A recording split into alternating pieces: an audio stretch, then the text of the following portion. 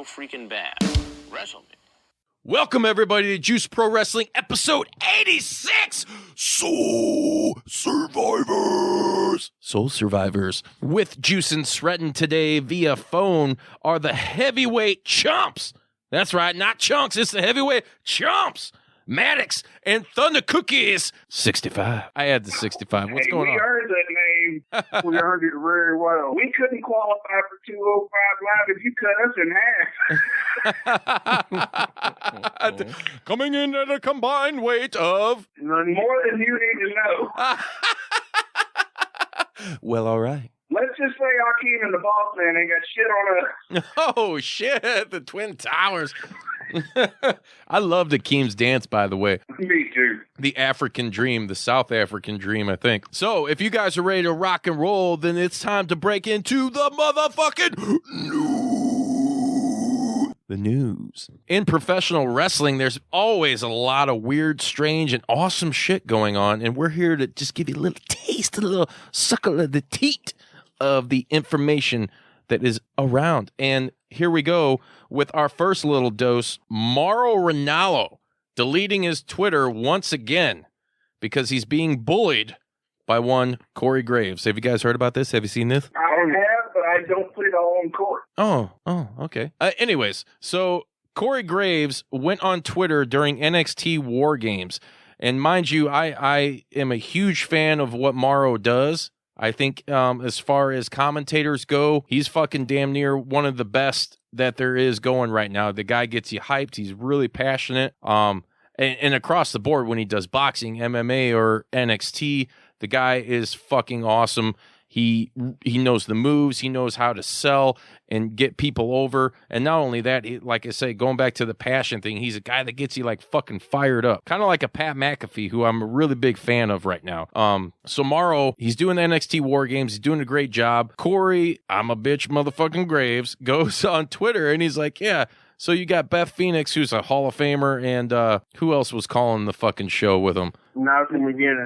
Nigel McGuinness, former ROH World Heavyweight Champion. He's like, oh, yeah, I bet you they'd have a lot to say if they could, or something along those lines, like basically insinuating that Mauro's talking too much, which is not a bad thing because, hey, if I'm not mistaken, the fans aren't fucking chanting anything that those guys are saying, and no disrespect to them, but when the fucking crowd is chanting Mamma Mia, talk as much as you fucking want because that's your job, I tend to agree with you. Yeah, and Corey Graves here's the thing, early on, I kind of dug him before I really knew his motives and who he really fucking was, which he's a piece of dog dick, a dead dog's dick. He's a second-rate wannabe Bobby. He's got big Cass's sloppy seconds, for God's sake. Ooh, that's true. I wonder what it's like to fuck a face full of plastic surgery.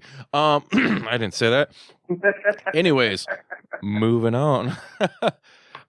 He's a second-rate Bobby Heenan, wannabe Bobby Heenan, which he can never touch, nor, no one could really ever touch the status of a Bobby Heenan.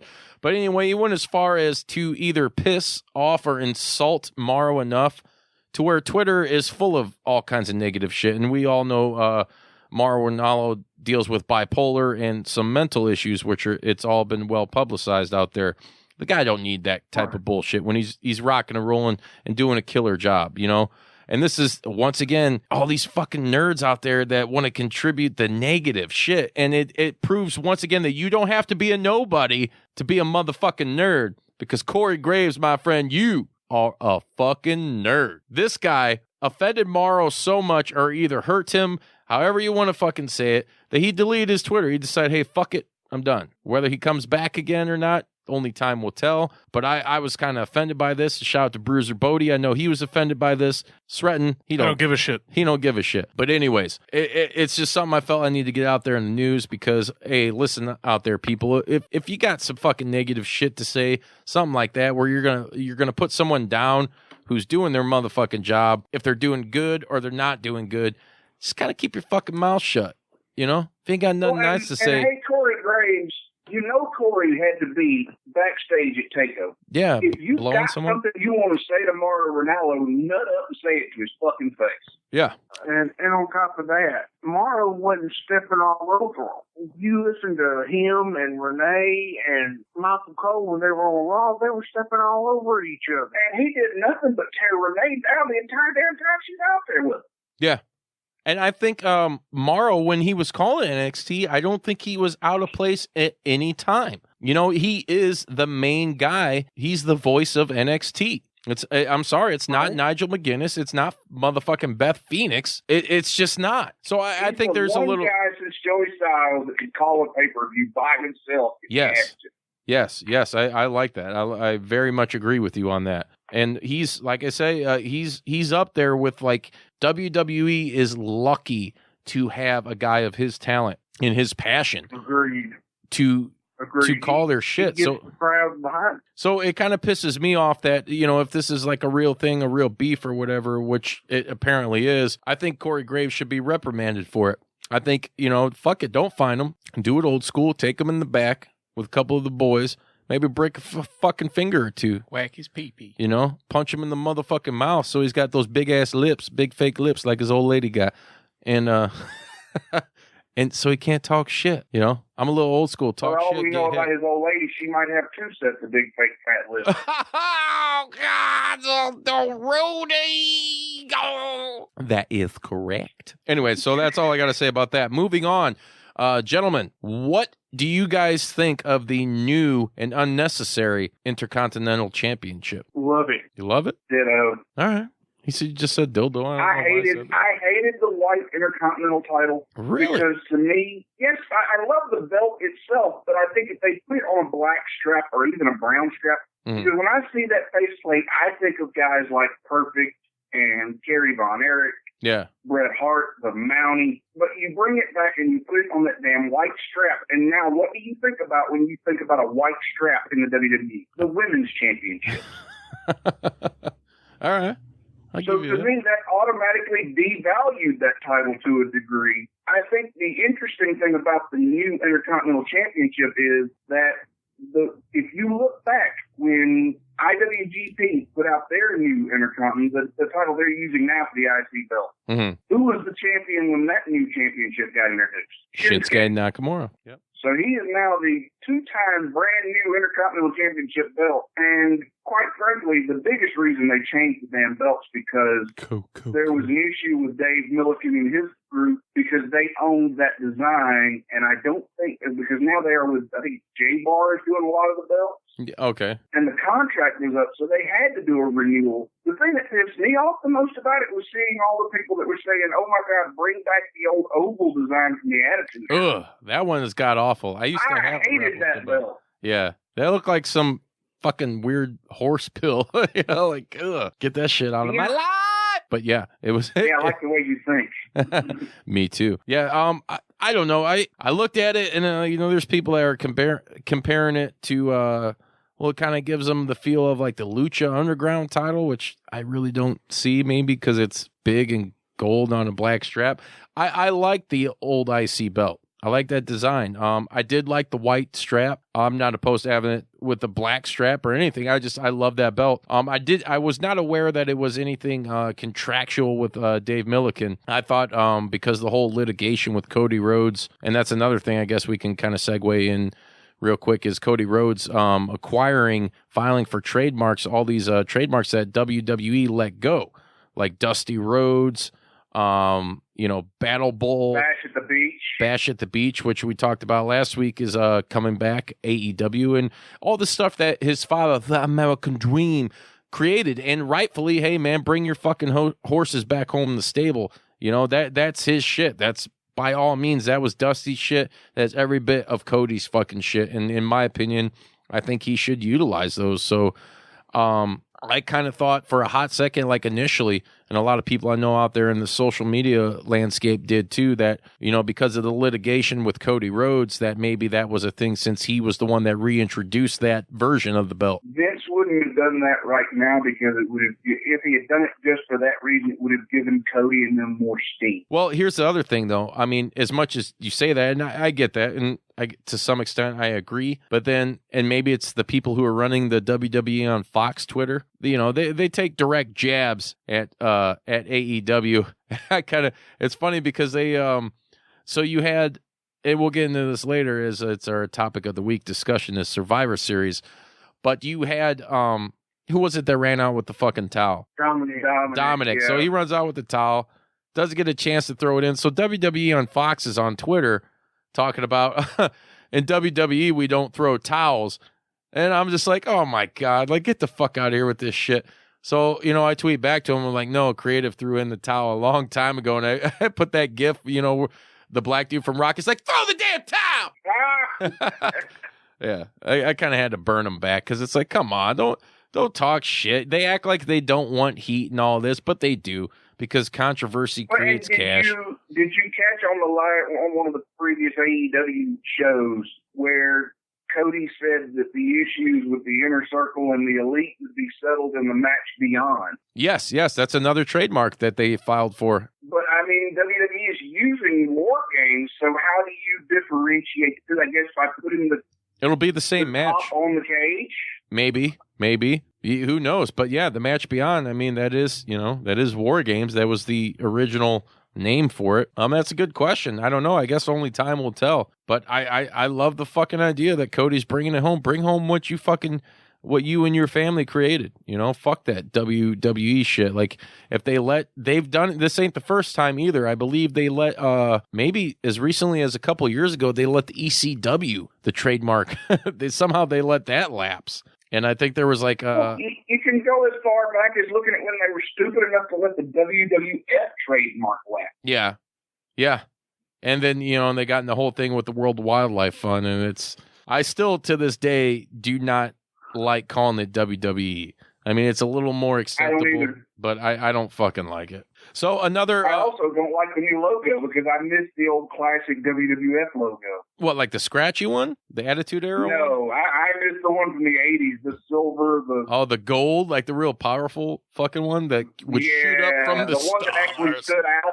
Yeah, I like it a lot too. I don't know if it would work so much nowadays. I mean, it's what they got now. I get it. It's more of a streamlined, a brand logo, like it should, I guess, kind of be. Doesn't mean I have to like it, but I think that's kind of, you know, it's kind of what they got going on. You know, they kicked that off, and that was mainly because of the network and everything, and they weren't going to regress and go backwards, you know, they were already at the scratchy logo Attitude Era shit, whatever you want to call it, and I think they had to move forward and move on, so kind of like I'm doing right now. Jim Cornette resigns from the NWA for making what was perceived as a racist comment, talking about Trevor Murdoch and fried chicken and Ethiopians. I don't think this was meant as a racist comment. I could definitely see how it was perceived as such, and Cornette obviously having a target on his head because of his mouth and the shit he says. It is what it is. It's kind of sucks to see him gone from NWA, but at the same time, what's your guys' take on it? He said that crap years ago in the 80s. He did. And yeah, I mean, that's an old line. It's been used several times. Mm-hmm. It's more of a starvation joke than it was a racist joke. But, you know, it's 2019 and everybody wants to be fucking sensitive, and it is fucking what it is. Snowflakes. Yeah. My issue is this. I think because of Cornette's popularity with his podcast and his constant swipes and negativity towards AEW, and knowing that the AEW dark audience and the NWA power audience are essentially going to be crossover, that they felt like maybe Cornette's comments towards the AEW was hurting their numbers. And I think they use this as an excuse to get rid of it. Okay. That's a different take that I haven't heard yet. I like that. A little fresh approach. So fresh is so clean. I like it. That's what happens when you use a Hello Tushy. Is it now? Well, long story short, he's gone. And here's the thing. Billy Corgan is doing something great with NWA Power. I fucking cannot wait every Tuesday to go into the fire at 6:05 Eastern, even though, you know, I probably watch it really at like 7 o'clock. I love what they're doing, but he's kind of got himself associated with a bunch of fucking scumbags. Whether or not you want to lump Cornette into that group, it's a matter of opinion. I'm not saying that myself. I have my differences with the guy and my appreciations of his talent. So something coming out of that, though. Are you guys familiar with Dave Lagana at all? Yeah, and I'm of the opinion that you can't tell me that man sat down to edit that damn program and heard that line and just decided he was going to let it go if he wasn't setting Cornette up for a fall. Right. Well, there's that. And he has a history. And my source will remain nameless. My sources, I should say, which are very credible, and they are involved in the wrestling business. Dave Lagana is a guy who is a piece of shit. I will come out and I will say it. This is something that a lot of you guys may know. Dave Lagana, I'll give you a quick backstory on him. Started out, and I think he started out as a writer on Friends. And in 2002, got a job writing for the WWE and was let go in 2008 because of supposedly leaking some shit early or whatever that was, the cover-up story, when the real story was, and this came out from not just wrestlers, but also actors in Hollywood. You guys can go Google this shit. It's on the internet, and it's funny because when I posted the truth, you guys can follow us at JPDUB Podcast on Twitter. He hid the post. People were like, he didn't even, he didn't go as far as like to comment on or say anything about it, but he hid this post exposing him because, people want to be concerned about what Jim Cornette's doing, but what the fuck is Dave Lagana doing and what has he done? This guy is a deviant. He is a guy that has tried to solicit both men and women back in a backstage manner in order for a push on characters for sexual favors. And I'll give you one instance in particular, which is what led to his dismissal in WWE in 2008 was, if you guys remember, a guy named Kevin Thorne, who was a kayfabe vampire. Mr. Lagana. I actually met Kevin before. Yeah. Well, I mean, if you got his contact and you think I'm full of shit, fucking call him and he'll verify everything I'm saying. Not that I've talked to him, but I know, like I said, my sources will remain nameless.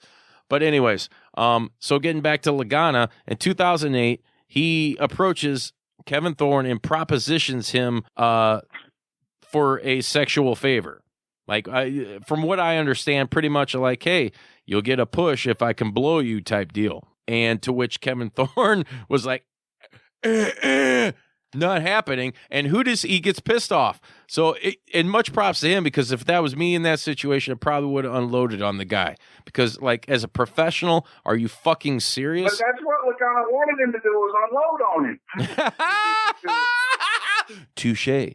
So what does Kevin fucking Thorne do? He gets pissed and he goes to the dead man, the Undertaker, and tells him what happened. Undertaker goes to Vince. Next thing you know, Lagana's fired because, he leaked some information on his podcast or his website, whatever the fuck it was. But it wasn't that. Lagana has had a history. If you go and look at guys like Brian Kendrick and Paul London, who have also came out and said some things about this man. Dave Lagana is a piece of shit. So for all you guys following him on Twitter and whatever, I love NWA Power. It's unfortunate that Billy and company are associating with people like that. So people can dog Jim Cornette all you want. I don't think he was being racist. Do I think he's a piece of shit sometimes? Yes. A lot of people can be. We're all fucking human. But this guy, the fucking deviant he is, it needs to be out there. People need to know. So spread the motherfucking word, and let's see what we can do. Let's get rid of him. So what do you guys think about that? I can't argue with you on that, in that I'm not as familiar with Lagana in that regard now. I am familiar, of course, Bill Behrens has been a guest of ours on the podcast before. And the fact that Bill's working there gives me a little bit of hope, but if he's working for someone who is this backhanded behind the scenes, you're going to see it start to go downhill with a click. Yeah, which is unfortunate. It's kind of like, I don't know, is Billy aware with this? I know Billy worked with him, Lagana, when they were both in TNA. It's one of those. Is Billy knowledgeable of it and just doesn't care? Yeah, if that's the fucking case, then you know, I'll reserve my comments, but yeah. It's just I don't want to. I love the product. I fucking love it. Sreten's a big fan of it. We enjoy it. It got me into fucking docking, and I fucking hate docking, but I'm always willing to go into the fire. So. Oh, when you said docking, I thought you were in something completely different. My bad. Oh, space docking. Come on. Oh, space docking! Space docking is when you take a uncircumcised penis, for all you out there who want to know what this is. Dave Lagana probably knows what this is because he's probably propositioned it a few times to backstage talent. It's when you take an uncircumcised penis, right? And you get a guy with a circumcised penis, and then you sheath the skin over the other one, and that's space docking. Or male bonding, you choose. Juice for thought. Hashtag juice for thought. Use it. Hey, man. Sometimes hashtag juice hurts. Dave Lagana, you're a piece of scum. So, anyways, you guys feeling it? Are you feeling the juice yet? You rocking and rolling or what? Look, after all that conversation about Dave Lagana and soliciting people that he could actually blow, I don't want to feel the juice. Hey, I wasn't fucking doing it. Yeah, come on, man. I can't help it. I blew your mind and not your balls. Look, I would much rather you blow my mind than. Well, me too. But if you want me to, I mean, I could do that. Hey, look, if you do, I'm not giving you a push. You really want to push? Shove your finger at my bum. Might push something out. Oh, anyways, God. Moving on. Last bit of news. You guys are familiar with Filthy Tom Lawlor, aren't you? Former MLW heavyweight champ. That is correct. And former UFC superstar. He's all over. We've caught him at Warrior Wrestling and Black Label Pro out here in Chicago and Crown Point.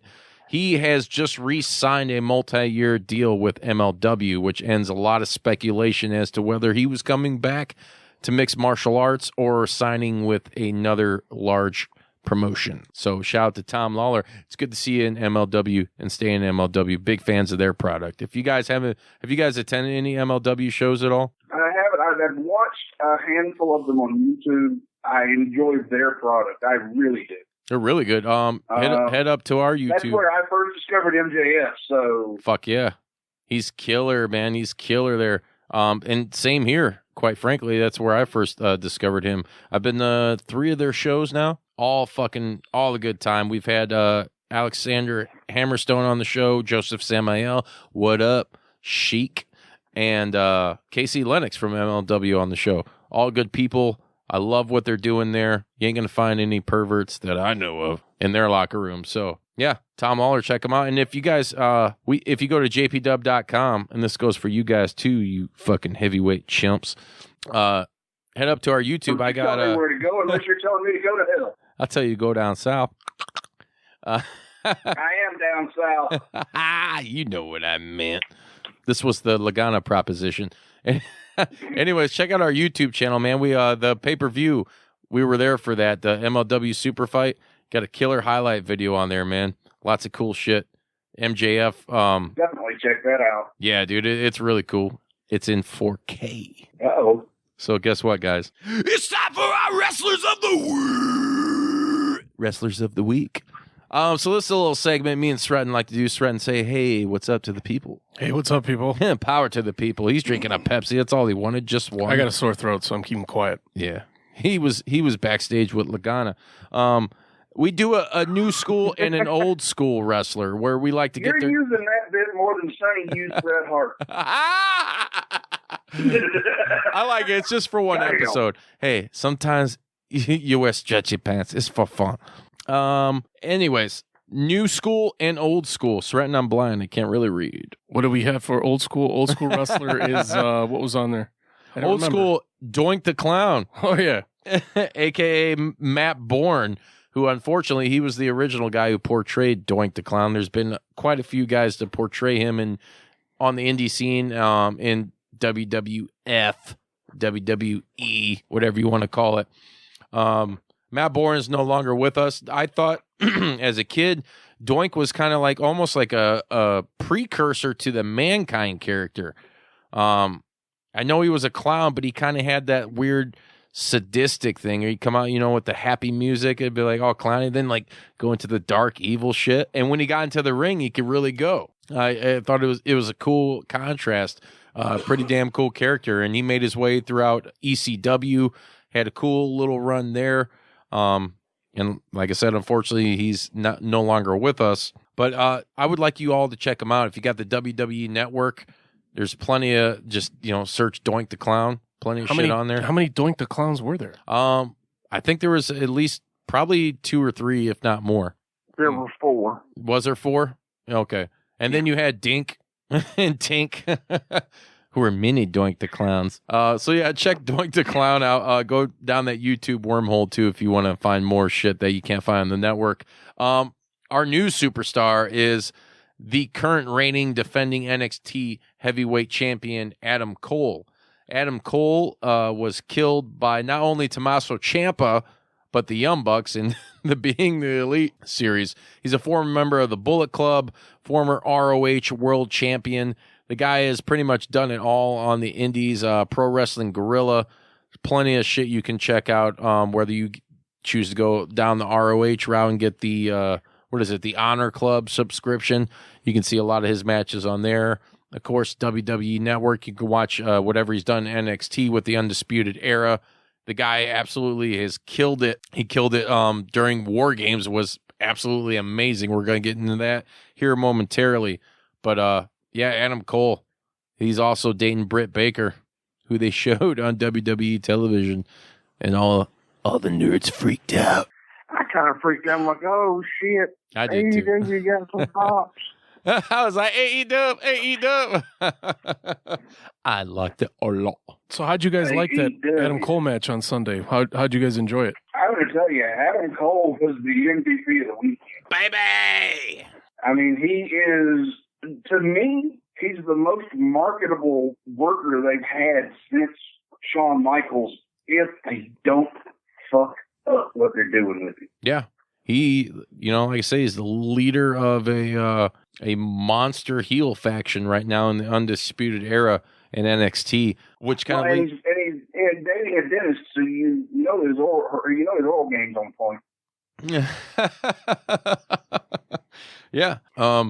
So this kind of leads into our next segment here, which is the topic of the week, which will be NXT War Games and WWE Survivor Series. Gentlemen, we'll start off with War Games, which, real quick, Sreten didn't watch it, so we won't ask him. He's just, he's not going to be there for this moment in time. If we had to go around the table, though, with you two, and had to give it a 1 out of 10, or one, how do you say that, a 1 to 10 fucking rating, however they fucking say it, whatever. I've been drinking beer. Fuck your lives. What would you guys rate this War Games? I'd give it a 7. Okay. I give it a 7.5 to an 8. Okay. Pretty strong ratings. I think I agree. Probably about 7 or 8. I thought obviously, I don't know if you guys agree or disagree. I think all the takeovers are obviously way better than whatever the main roster puts out for a pay-per-view. Because they get 3 months to build the damn show. Yeah. Well, whatever the reason is, it's more entertaining, more watchable. It's very better hard. Workers. Yeah. Better workers, better storytelling, better creative. Triple H. Yep. He is definitely, like, my whole opinion on the WWE scene, and I've said it many times on here before, is what NXT is what the main roster should be on both Raw and SmackDown. But it's just not. Yeah. And you're not going to go anywhere with that. Vince is still clamoring for the younger viewer. And they need to start marketing to the viewers that are actually going to watch the product and not just buy the fucking T-shirts. Yeah. It's WWE has recessed. It's much like back in the time where you had the new era and they were struggling, and it was the tail end of like the Hogan era and shit, where it was all catered to kids, and even in a time where it's okay, it's not everybody is a gimmick, like, Duke the Dumpster Droese or Brutus the Barber Beefcake or the Big Boss Man. Don't forget Thurman Sparky Plug. Oh, Bob Holly! Yeah, the Sparky Plug. I love that shit. Remember he came out with that fucking weird ass mullet, that balding mullet. Oh my God, that mullet! It was almost a skullet. Hey brother, watch it. Hogan's got the best skullet in the game, unless it's Randy Hogan. Remember that WCW jobber, Randy Hogan? Oh dear God, yes. Do you remember Evan Sullivan? He had a pretty good Yeah, I do. Good call on that one. NXT War Games, just to sum it up, we all, I think, pretty much enjoyed it. The end was fucking insane with Tommaso and Cole doing that spot off the top of the cage through the tables. I was fucking loving when Adam Cole comes out and he pulls out, what was it, like 5 or 6 tables from underneath the ring? They just kept coming, dude. And here's the weird thing, as much of a great crowd as the Chicago crowd is, and, you know, maybe I'm personally biased, but as far as professional wrestling and a lot of sports and entertainment goes, Chicago is, man, they're like the be-all, end-all as far as a good, interactive, rowdy crowd, and they'll let you know where they like your... Chicago can get just as hot as Philly used to. Yeah, exactly. I thought, man, there were a lot of moments I felt where it's like, man, they seem kind of dead. They were very much alive for NXT, but there were some moments where it's like, fuck, you know, like if that was, I think, and this is not me being like a fanboy or a mark out or anything for this, but I think if it was AEW and you had one of these, like the Young Bucks or somebody in that same matchup pulling out 6 tables, or Orange Cassidy doing it, people would have been going nuts. And people were still cheering. You know, don't get me wrong. Hey, don't knock Orange Cassidy. I think he might be one of the best gimmicks on the scene right now. Oh, yeah. I love Orange Cassidy. He's fucking awesome. We've had a chance to see him live a couple of times. But my whole point is, like, I was sitting there on the couch, like, every table that came out, I'm just like, fuck yeah! Like, he's like, holy shit. When it got to 4, it's like, God damn! And then it just kept going and going and going. And they're throwing all these tables in the ring. It's like, man, that's a fucking wet dream. Like, you know, you're in for some brutal shit if they're going to throw that many tables in there. You want to know what may have hurt them that you may not have caught? What's that? Go back and watch when he first starts pulling those tables out. Oh, it looked like he could barely... What's that? You look at him, you can tell where they're taped. Really? Yeah, if you look at the bottom of that first table he pulls out, you can see the marking of the tape where they have the crack taped on the table. Well, that's just not kayfabe to do, now is it? They have to score their tables, whereas I've never been to a scored table. It was just a regular table. Mm-hmm. Yeah, that's fucked up. I thought there was a few of them, too, where it looked like he was kind of struggling to pull them out. I'm like, damn, it's just a fucking table, bro. You got fucking muscles and shit and a hot-ass girlfriend. You know, what's your fucking problem, bro? Hey, maybe Billy Graham's right. Maybe he does need to start taking steroids. Yes. The superstar. Billy Graham, remember that shit? He's talking that shit about Kofi Kingston like he needs to get on the juice. And by the way, goddamn, fuck Billy Graham. Being from Memphis, Bill Dundee will always be the superstar. Yeah, the superstar Bill Dundee. Man, I'll tell you what, I was a big fan. I wouldn't say a big fan, but I always loved the superstar Billy Graham gimmick. I mean, we wouldn't have had Scott Steiner or Hulk Hogan or Jesse Ventura without it. But man, is he a dumb motherfucker. Just some of the shit he says. It's like, come on, dude. Anyways, moving on into Survivor Series, the actual WWE card. I'll be honest with you guys, it usually anymore takes me a lot. I don't really have a problem watching NXT takeovers, as they are entertaining, as I alluded to earlier. The main roster pay-per-views, though, man, they're always fucking stinky. This Survivor Series wasn't too bad. It had ups and downs. What would you guys give a rating as far as the Survivor Series goes? I'd give it about a 6.5 to a 7.5, somewhere in that area. I'm sitting on giving it a 7, and the only reason I'm giving it, I would have given it higher, but in my opinion, there were 3 matches that really brought the card down. Okay, go ahead. Go into them. The women's Survivor Series match, yeah, the 5-on-5, it was sloppy, and it wasn't because of the NXT win.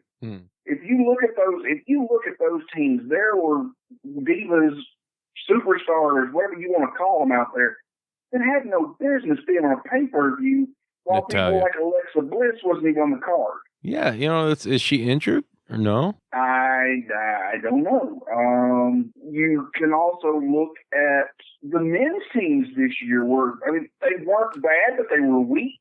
Yeah. SmackDown had the weakest. SmackDown had a weak team, and They got fucking Baron Corbin on there. Like, what? Thank God. Somebody else. I don't understand where Vince gets the hard on for that kid. Boring Corbin. He is so fucking awful, dude. I can't. He's not entertaining. I can't do it. Can't fucking do it. The sad thing is, the men's match is not on my screen that brought it down. You know what? I'll be honest with you guys. I watched everything, even the fucking pre-show shit. And when where'd I get out at? Anyways, my son's 11 years old. He wanted to watch a movie, so we cut so we could watch Return of the Living Dead 2. And I did that.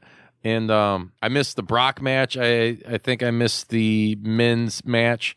And when I came back to see, what had happened, I'd go on websites or whatever to see what the fuck I'd missed. I wasn't too disappointed that I missed it. It's like the Brock match against the Brock and Mysterio match was a mistake. They put it that late in the card. And I'm going to be honest, the women's triple threat should not have closed the show. No. And there's people arguing on Twitter. It's like, well, at least WWE puts their women in the main event. Who the fuck cares? The only one that looked like they deserved to be in the main event was Baszler. Mm-hmm. Well, yeah, because she's fucking legit. I mean, that would probably fucking choke any one of us out, And we might like it. She could choke me out with her eyes. Oh, so you're telling me you want her to put you in Sid Vicious's favorite move, the scissors? Scissor me, Mr. Slave. Dear God, he just dropped a Mr. Garrison. I'm a woman, damn it. Did you guys see the new South Park where they fucking they had Randy Savage on there? It was like a gender thing, like gender identity. I've got to go back and watch that one. I've heard it was phenomenally funny. Oh, Macho Man Randy Savage, but it's like, oh, hey, Heather. I'm the best woman around, yeah. Jesus Christ. The fuck is going on? Damn. Oh, man. I love it. Shout out to the guys, Matt and Trey, and everybody at South Park. That's fucking dope. I wish you wouldn't have did it with Randy, but hey, it works. It's funny. I mean, they could have been more legitimate and just put a wig on Brock Lesnar. He would look like his daughter. Oh man. That is so true. I saw some meme going around where it's Lesnar and Heyman, and then underneath is a picture of Scott Farkas from the Christmas Story. Right. And his little bully buddy. And it's like that's Lesnar and Heyman. Because they kind of like Farkas kind of has that same weird face. Is it true? Is Brock's teeth really that bad? Have you guys seen those? Oh my God. He's got British teeth. Oh, dude, the top of it. And how, when you're that fucking rich, motherfucker, hit up Britt Baker, man. Come on. Britt, shout out to you, girl. I'm sending you some fucking work, some big, major work. I don't know how Sable made kids with that man. God damn. Look, I'm just glad Sable's not the one that gave birth to that child, because if that head came out of her, she ain't going to be right again. Dude, that was Brock Jr. Like, sure, that was just that's the cloning process. Somehow his body, he doesn't like produce children, he just clones. Like baby Brock's fucking shoot out of that fucking crotch. Let me tell you. I didn't see the picture, dude. His daughter looks just like him. It's fucking weird, dude. It's fucking. She looks like she should be in the Sandlot sequel or some shit. Is the dog? Damn! Whoa, look at the nails on that dog. Damn! I wouldn't have even gone there, Cookie. Oh man, Thunder Cookie. What? Why is so visceral? Why don't you do it? I had nothing else better to do. All right, good enough. Hey, so Survivor out of rats. No, this is a rap. I rip and I rhyme. I rhyme and I rip. Never mind. Survivor Series, though, still not enough for me to get on board as far as if I'm just like a a casual Disenchanted fan, much like Sreten was, it wouldn't be a show that wrote me back in. There were some good moments. I really enjoyed the men's triple threat match. I'm actually kind of glad that Roddy Strong got the victory on that. If I'm a casual fan, what they did with that show was make me watch their Wednesday night show. Yeah, I guess. Screw the rest of them, but NXT is at least watchable. Yeah. And it's very interesting to see, and I once again, you can follow us at JPDUB Podcast on Twitter. I posted a tweet out there where do we go from here? As far as, and okay, what's the storyline now that NXT just won Survivor Series? Is that it? You know, are we going to see more interaction between brands? I mean, because let's be honest, really, in order to compete with AEW, and here's the thing, it's not competing with AEW as much as it is competing with their fan base. Because to me, AEW's fan base are just these rabid fans, professional wrestling fans that want something that Disenchanted, and there's a lot that maybe aren't they've been on board, but they see something they haven't had in a long time. Whatever fucking excuse you want to use, that's who WWE is competing with. Because across the board, AEW has some fucking awesome talent, whether you want to fucking admit it or you want to call it some outlaw mud show shit. I don't fucking care. They fucking have some great talent. They put on a great show.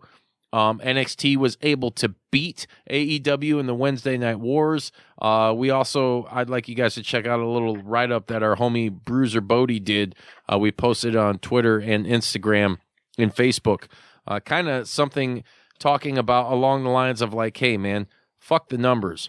Since when did we become TV executives? Like, why do you really care if AEW or NXT beats one or the other? You know, it's just, to me, it's like a manufactured war. It's not like it was back in the day. You really don't need to have a war because there's so much at the end of the day, it doesn't matter. There's still, if one beats the other, guess what? There's still a shit ton of other awesome wrestling. There's tons. You can go get the IWTV app and watch all kinds of killer fucking wrestling. You can go watch MLW and a lot of other killer shit on the Fight app. It does not matter. You fucking dorks out there, listen, the numbers do not fucking matter. So get over it. Just enjoy it. Enjoy what you fucking like. You brought up New Japan. You brought up MLW. You brought up AEW. We talked NXT. We talked WWE. You haven't said a word about Impact. Oh, because I talk about Impact a lot, so I'm kind of, I love Impact too.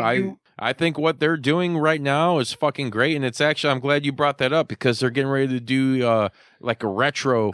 You know how WWE did the Southpaw regional wrestling? They're gonna do. I love that shit. Yeah. Well, and Rhino reprised his role as what is it? What's his name? Something the Butcher. But the character he did on that, he's reprising that under the Impact banner. For what they're doing, it's like a IMPF. I forget what the brand promotion is, but anyways, Impact airs every Tuesday on, man, Tuesdays are fucking, everybody talks about Wednesdays, but dude, Tuesday we get AEW By the way, Dark. shout out to our previous guest, the Bubblegum Princess Alexia Nicole, who is appearing on that pay-per-view. Yes. Very nice. Kudos to you guys on that. Impact is on Access TV every Tuesday, and you got AEW Dark and NWA Power. Impact has been killing it. We went to, we were fortunate enough to go to the Impact All Glory event that they had out in Chicago. I've been watching TNA since day one. I've been through the thick and the thin with them, and I'm really pleased to see what they're doing now.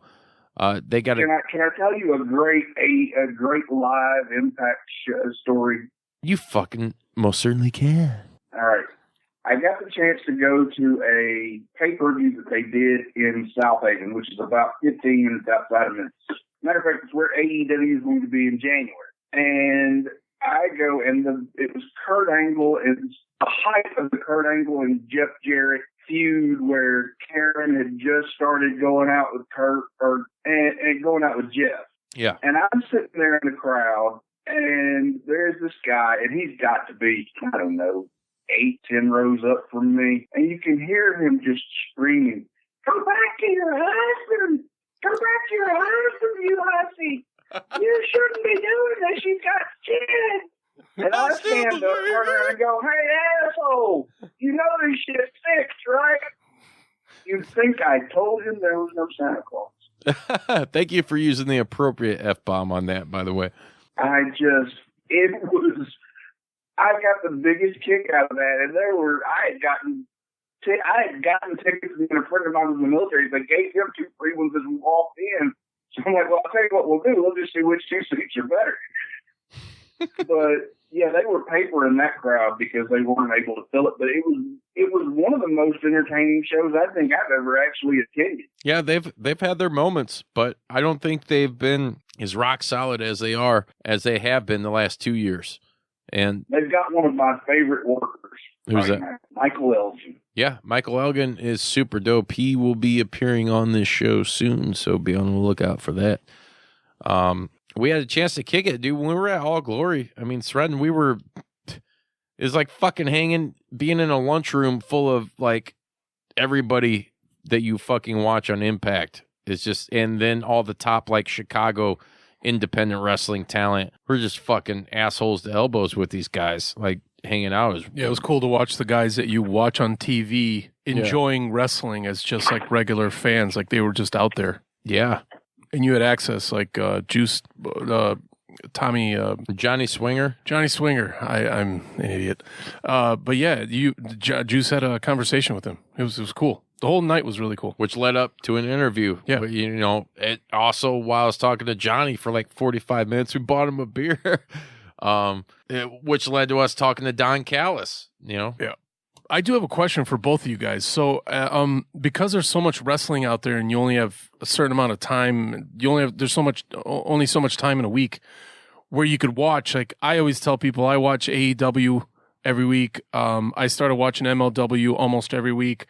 I still do the IWTV app, and I watch NWA Power. That's all I have time for. If somebody says some cool shit, like I want to go back and watch that Adam Cole match.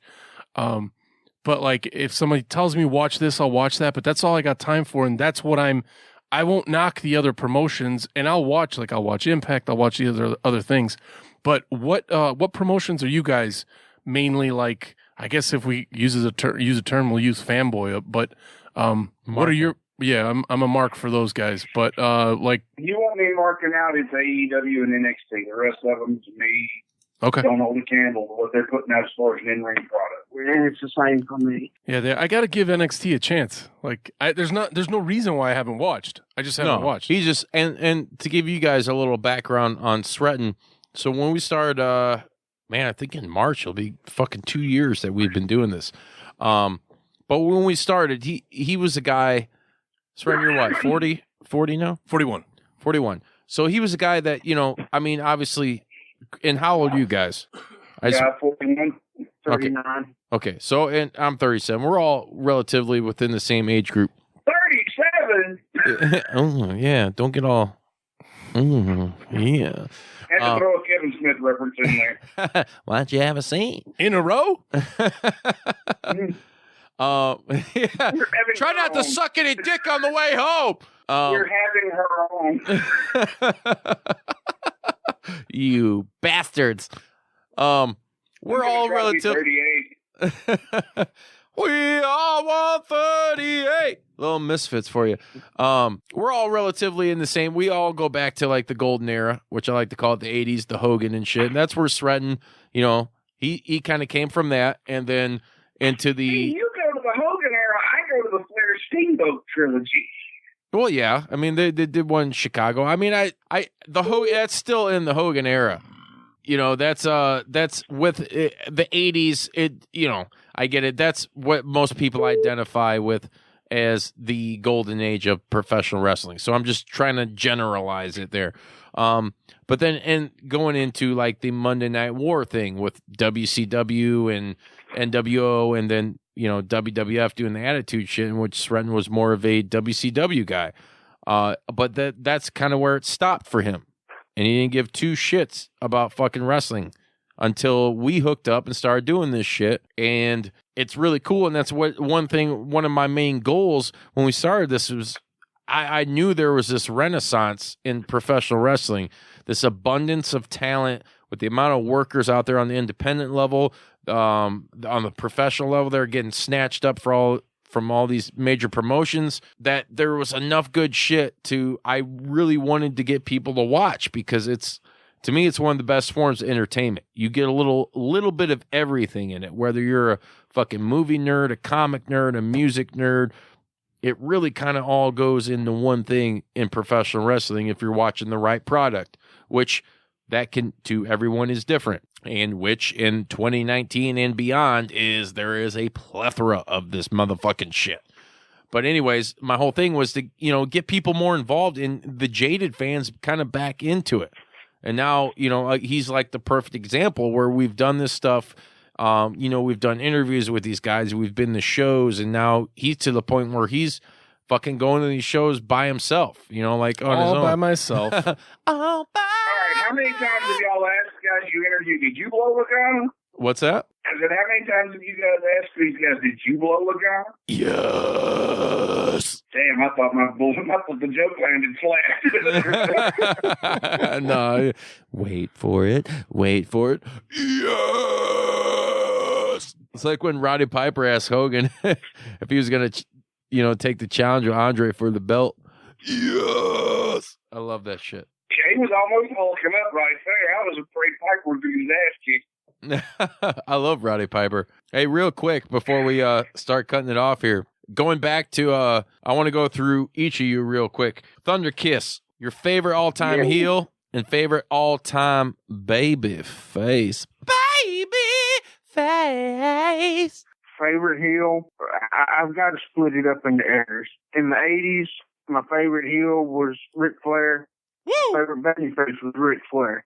Woo! I'm a huge Flair fan. Fucking Mark. Right now, my favorite heel is Bray Wyatt. The Fiend. I agree. Let me in. Oh, hey, real quick, we're gonna backtrack. I fucking hate the red light. I can't take it anymore. It gives me a headache. I can't get bullshit either. As far as baby, I'd have to say Baby Boy Smith. no. You cockles. My favorite baby would be CM Punk. Really? Okay. Yeah. Really? Just when you think you have all the answers, he changes the culture. That's right. Hope he changes the culture as they starting to stink Ladies and after a gents out there listening, the Heavyweight Chumps are looking for a new co-host. while. Yeah. Are you firing me? You won't answer shit. Jesus Christ. Maddox, what do you got? Heels? You're going to hate me for this, but I'm going with two, and I'm going with Midnight Express. Ooh, no, I love Beautiful. Beautiful Bobby, right? Beautiful Bobby and Sweet Stan and Jim Cornette back when they were heels. Could not be touched. Yeah. No, I can't hate you for it. All-time favorite singles heel, though, I'm with him, it's Flair. Okay. All-time favorite babyface. Jesus. That's... Jesus. What the fuck? What a pick that is. God damn. He was. He never worked heels. Who says he has it? He's the only babyface that never worked heel other than Steamboat. But for me, my favorite babyface of all time is Stone Cold. Okay. And it wouldn't have been Stone Cold until after, if it hadn't been because I remember seeing Austin come up through the Memphis territory. Yeah. So I saw him when he was green. Mm-hmm. But to see him when he pulled out that match with Brett at WrestleMania 13. Yeah, shout out to Jared Butchko, my homie associate of the show. He was there. I put that match up there with Savage Steamboat Mania 3 for best all time on WrestleMania's card. It was great. It told a great story too, and that really launched Steve. I mean, he was that tough SOB, you know. He was the Texas Rattlesnake before he was the Texas Rattlesnake right there. If you catch my drift. My favorite guilty pleasure babyface is Valdez. Hello, I forgot about Val. I forgot about Vile Val. He's a big pothead now. He's selling this shit. Yeah, he's selling. I mean, he's all up in the medicinal and recreational game. And actually, the guy is super fucking knowledgeable. Like, it's weird to think of, you know, the guy with his character, but if you go and watch some of his YouTube shit, dude knows his stuff. And he ain't no fucking dummy. So. Is it legal in Indiana yet? No, Chicago. Illinois is getting ready to do it in 2020. They just voted and passed it, so it will be the last of the fucking states. It could be on the ballot in Mississippi to do that too. So. Yeah, it won't be in Indiana anytime soon. No. We're going in the opposite direction with that stuff. Yeah, we had Mike Pence. You know, he's a fucking cock. I don't know. I don't talk politics. They're all cocks. Fuck them. Hey, at least the president's WWE Hall of Fame. That's what I said. Yeah, you got baited in. I loved it. And you knew where we were But I will tell you this. Tell me, brother. I hope to God that at some point that it happens and Ventura throws his hat in the fucking ring. I do too. I wouldn't mind him or Because I The want Rock. to see two WWE Hall of Famers go at it for the president. By God! By God! Vince would book the fucking debate. The slander! God, the lies! The tribulations! It would be a great time. It'd be a great fucking time. Hey, you motherfuckers, I got a question for you. Okay? Cupcake. Did you say cupcakes? No, that's okay. Hey, where can people find you at online? You can find us. We got our own website. It's madfatloud.com. You can find us on Instagram and Twitter at madfatloud. You can find us on Facebook by just searching for the Heavyweight Chumps. Or you can follow our fan page and become a Chumpomaniac. I like it. Yeah, become a chumpomaniac, not a strumpomaniac. Oh, you I still think we should really go back to the Beer Gut Brotherhood, but hey. You said Beer Gut Brotherhood? Write that down, that was Sreten. the original idea, but my wife hated the idea because she said, well, that leaves the women out. I said, well, we can call them chubby chasers. What do we call it? Baby Waylon. Done a little bit. Oh. No, Baby Waylon would be Shooter, wouldn't it? Shooter McGavin? No, Shooter Jennings. Eat pieces of shit like you for breakfast. You eat pieces of shit for breakfast? Wait, what? Yes. I want to dedicate this radio appearance to Chubbs. Yeah. And actually, I love that. I really do. But on a real tip, I want to dedicate this episode to a member of the JPDUB, which is the Juice Pro Wrestling Universe, Andrew Solomon, who just recently passed away as of this recording. We just found out. A very active member. And my apologies and condolences to the family. Yeah, I appreciate that, guys. He's a pretty outgoing dude. Really into fucking music and the underground scene out here and professional wrestling in general. So it was just kind of out of the blue. It is what it is. That's life. But much respect and rest in power, Andrew Solomon. This bud's for you. Well, light it and pass it, asshole. Yeah, you say light it. He's drinking a bud. Oh, yeah. Well, that's to come later, you know. I got to keep my cool, otherwise I couldn't talk to you fucking insane bastards. Oh, please. We tried one while we were smoked out one time. It didn't work. It did not go well at all. We recorded one. It's the only episode we ever had to heavily edit. Yeah, right? It sounded like RVD and Matt Riddle. Whatever. Oh, dear God. Whoa. If you can get the two of them together with Goldberg, think about that as a table for three. Oh, God. Goldberg would probably fucking destroy them both. By the way, you were talking earlier, real quick before we end here. I love what RVD's doing in Impact right now. Like the heel shit, it's a total throwback to like that fucking RVD that we knew and loved before he got molested by the E, you know? You mean when RVD 420 minutes, I just smoked your ass? Yeah, motherfucker, you know. You know what I'm talking about. And he's got that hot ass Katie Forbes. And he's like with her and another chick. He's like living his best life. These chicks got big ass titties, big asses, and they're fucking looking good and delicious. And RVD's just devouring them up. So hey, Rob Van Dam, real man of genius. I was gonna go with real American hero. RVD's killing it, though. Or should we get away from Budweiser and go full contact golf? I was thinking he's a real American. Yeah, he fights for the right of every man, much like you can when you subscribe to Juice Pro Wrestling Podcast on any podcast platform and find us on Facebook, Instagram, and Twitter. And guess what? I'm going to end this show this week. My buddy Brad, who does this theme song for this show, who is also the drummer in my band, Handsome Prick. He's fucking killer. He has a new album coming out with his side project called The Pink Which one of you Machines. is a handsome prick? None of us, but all of us at the same time. It had to be asked. It had to be. He has a new album dropping in December. Pink Machines is Brad Vanderzee, who does drums, guitar, vocals, and bass. And this is an amalgam of fucking grindcore, metal, punk rock, blues, classic rock, pop. He's got Alicia Keys fucking cover on this album, which once you guys hear this shit, you're gonna be blown the fuck away. Alicia Keys and something too. Ooh, yeah.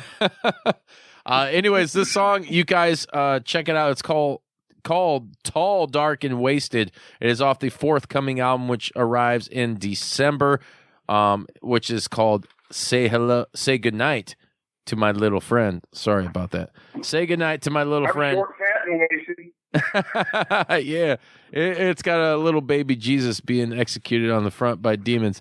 But, anyways, Tall, Dark, and Wasted, Pink Machines. Say Goodnight to My Little Friend. Check it out. Also, be sure to check out Mattox and Thunder Cookies, the Heavyweight Chumps, anywhere you find podcasts, and the Juice Pro Wrestling Podcast. And until next time, we got to wet them up, wet them up, wet them up. I'm so wet for those heavyweight chumps.